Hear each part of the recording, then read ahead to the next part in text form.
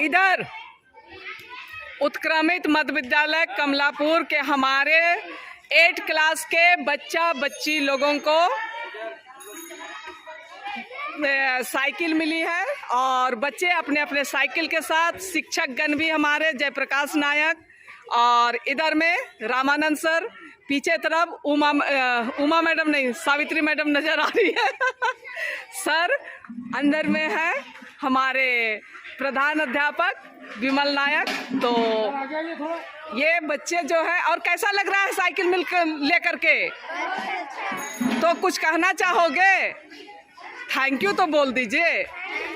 किनको? हाँ, किनसे मिला सर? हाँ, तो झारखंड सरकार को थैंक यू बोल दीजिए आप लोग ना। हाँ, तो साइकिल मिला है और बच्चे बहुत खुश है ना, है कि नहीं? हाँ, और इधर बच्चे जो किलकारी मार रहे हैं, देखिए अभी टिफिन का टाइम है तो बहुत उछल कूद मना रहे हैं। चलिए ठीक है, चाहिए खाने के लिए।